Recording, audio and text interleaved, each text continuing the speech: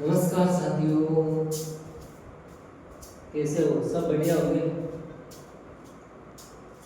तो साथियों, आज शुरू कर रहे हैं, हम पढ़ रहे हैं। और कौन सा किला पढ़ेंगे? बीकानेर का किला। कल हमने कौन सा पढ़ा था? जैसलमेर का। साथियों, बीकानेर का किला जो हम पढ़ेंगे, इस किले की क्या विशेषता है, एग्जामिनर कहाँ से क्वेश्चन पूछ सकता है, क्या क्या इसमें महत्वपूर्ण है कि आपके एग्जाम के लिए उपयोगी हो सकते हैं, तो उन बिंदुओं को हम अध्ययन करते हैं। शुरू करते हैं। कुछ करें शुरू। तो जूनागढ़ का किला, सबसे पहले तो बीकानेर का जो ये किला है, इसे क्या कहते हैं? जूनागढ़ का किला। अब जूनागढ़ क्यों कहा जाता है?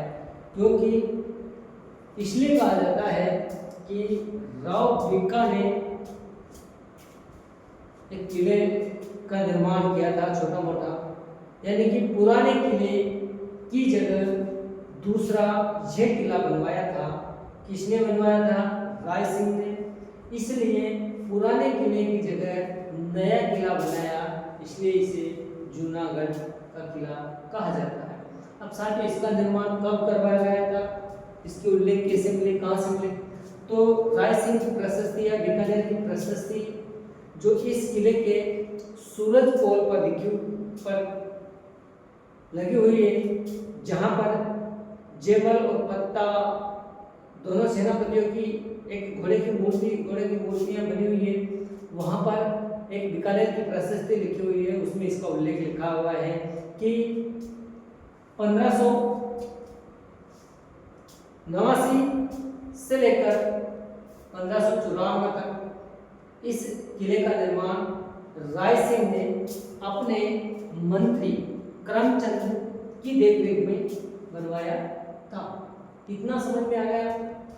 बीकानेर का किला जो जूनागढ़ का किला है, साथियों, बीकानेर में स्थित है। इस किले में लाल पत्थरों का प्रयोग किया गया है, और लाल पत्थर जो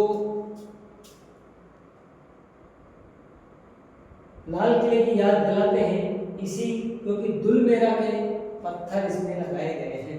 कहाँ के लगाए गए? दुलमेरा के पत्थर लगाए गए। लाल पत्थरों से बना होने के कारण इसे लालगढ़ भी कहा जाता है। यह बात सरकार की है। माध्यमिक शिक्षा बोर्ड अजमेर की राजस्थान का इतिहास एवं संस्कृति में लिखित में है। माध्यमिक शिक्षा बोर्ड अजमेर के द्वारा प्रमाणित किया गया है कि लाल पत्थरों के होने के कारण इसको लालगढ़ किला भी कहते हैं। साथियों, बीकानेर में इस किले से 2 किलोमीटर दूर लालगढ़ महल भी है।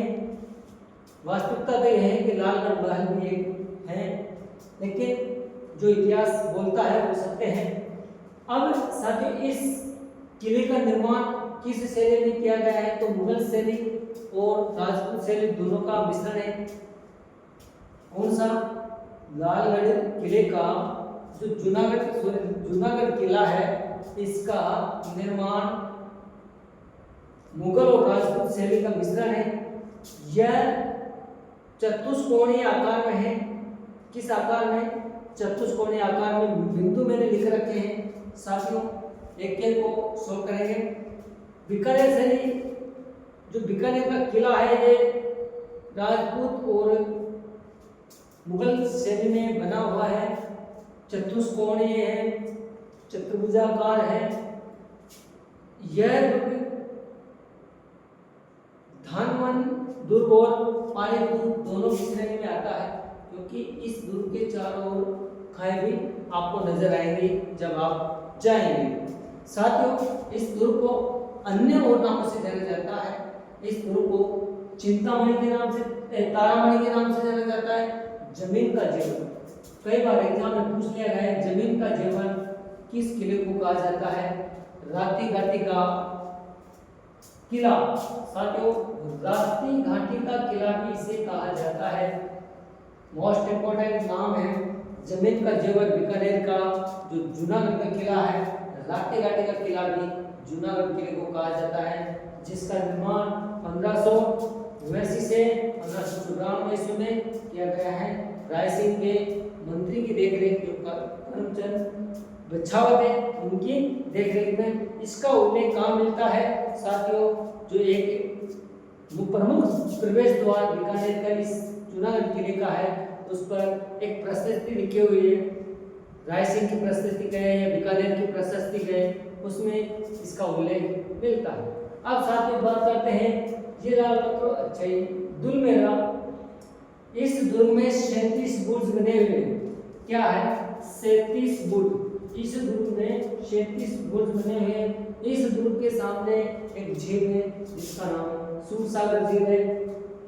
इस झील का जीर्णोद्धार 2008 में तत्कालीन मुख्यमंत्री वसुंधरा राजे ने करवाकर नौकायन शुरू की थी।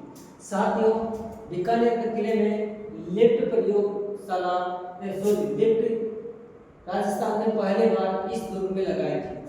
कौन से दुर्ग में? जूनागढ़ के दुर्ग में। इस दुर्ग में प्रवेश जो द्वार होते हैं, प्रवेश द्वार मुख्य रूप से करण पोल जो पहला दरवाजा है, करण पोल है, चांद पोल है, दौलत पोल है, सूरज पोल है, त्रिपोलिया द्वार है। लेकिन सूरज पोल इसमें बहुत प्रमुख है, मोस्ट इंपोर्टेंट है, क्योंकि इसके आगे जयमल पत्ता जो उदय सिंह का सेनापति था उसकी मूर्तियां लगी हुई है, घोड़े पर बैठे हुए, और इसी दरवाजे पर राय सेन की या बीकानेर की प्रशस्ति लिखी हुई है। तो साथियों मोस्ट इंपोर्टेंट सूरज पोल है, प्रथम प्रवेश द्वार करण पोल है। साथियों इस दुर्ग में अनेक महल है, अनेक राजाओं ने अलग अलग महल बनवाए। कर्ण महल है, अनूप महल है, गज महल है, पूर्व महल है, छत्र महल है, गंगा निवास दरबार हॉल है। लेकिन निर्माण छत्रविलास ने जो डूंगर सिंह ने एक छत्र महल बनवाया था, इस दुर्ग में लकड़ी की छत बनी हुई है साथियों, और यहाँ पर कृष्ण लीलाओं का चित्रांकन भी है। तो साथियों इस दुर्ग में विशेष ज्यादा नहीं है। इसमें सबसे ज्यादा पूछा गया कि जमीन का जेवर किस दुर्ग को कहा गया है, राती घाटी का किला कौन सा है, इस दुर्ग को किस श्रेणी में रखा गया है, धानवन और पालित दुर्ग दोनों की श्रेणी में रखा गया है, धानवन और पालित श्रेणी में रखा गया है, तारा में भी इस दुर्ग को कहा जाता है। अब साथ ही एक है बीकाजी की टेकरी। बीकाजी की टेकरी बीकाजी ने 1585 ईस्वी में इस किले से 5-6 किलोमीटर दूर बनवाई थी बीकाजी की टेकरी। अगर एग्जाम में पूछ लिया जाए कि बीकाजी की टेकरी कहाँ स्थित है, तो साथियों जूनागढ़ दुर्ग से 5-6 किलोमीटर यानी कि बीकानेर में ही स्थित है। दुलमेरा क्या है?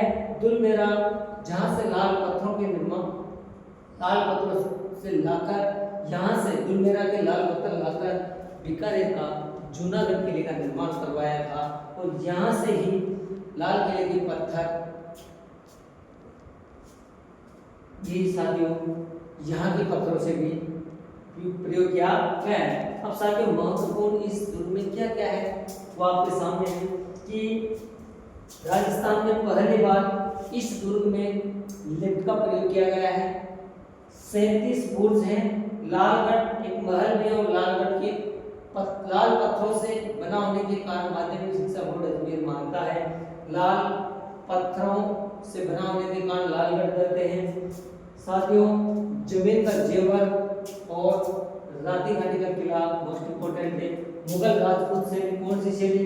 मुगल राजपूत शैली, और इसका निर्माण राय सिंह ने 1589 से लेकर 1594 लगभग 5 वर्ष तक इसका निर्माण कार्य चला। अपने मंत्री करमचंद बछावत की देखरेख में किया गया। इसका उल्लेख इसमें मिलता है राय सिंह की प्रशस्ति या बीकानेर की प्रशस्ति में। इसके सामने एक झील है, इसका नाम सूरसागर झील है। बाकी चतुर्भुजाकार में बना हुआ है। तो साथियों आपको अच्छा लगे तो लाइक करना, शेयर करना, अपने दोस्तों को जरूर शेयर करना। धन्यवाद।